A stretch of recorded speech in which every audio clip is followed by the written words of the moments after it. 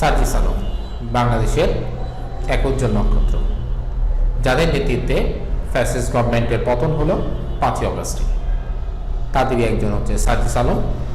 যে সার্জিস আলমকে ডিবি প্রধান হারুন যখন ধরে নিয়ে যায়, তখন তার আঙ্গুলের একটি ইশারায় জাতিকে বলে দিয়েছিল যে তারা আসলে বন্দী, তাদেরকে জবরদস্তিভাবে জবানবন্দি নেওয়া হচ্ছে এবং তাদের কোনো কথাই যাতে বিশ্বাস করা না হয়, তার এই আঙ্গুলের নিশানাটা কিন্তু তারই এক বহিঃপ্রকাশ ছিল।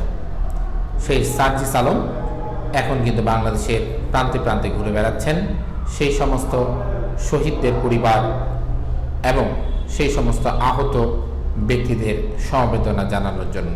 তাদের অবস্থান কেমন, তারা কী অবস্থায় আছেন, এই জিনিসগুলো ফুটিয়ে উঠছে তার বক্তব্যে। এই ব্যাপারগুলো তিনি কিন্তু জাতির কাছে তুলে ধরছেন। তিনি হচ্ছেন জুলাইয়ের শহীদ স্মৃতি ফাউন্ডেশনের সাধারণ সম্পাদক। এই সার্জিস আলমই আগামী দিনের বাংলাদেশের ভবিষ্যৎ। এই সার্জিস আলমের মতোই কিন্তু তরুণরাই বাংলাদেশকে এগিয়ে নিয়ে যাবে সামনের দিকে।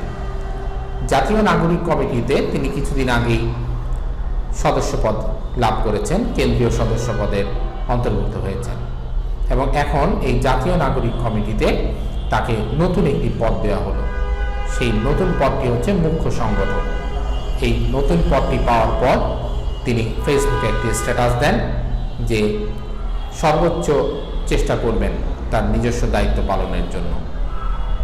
এই সমস্ত তরুণরাই যদি বাংলাদেশের এবং বাংলাদেশের মানুষের জন্য তাদের জান মান এবং সঠিক চিন্তা চেতনা দিয়ে যদি কাজ করে, তাহলে এগিয়ে যাবে বাংলাদেশ।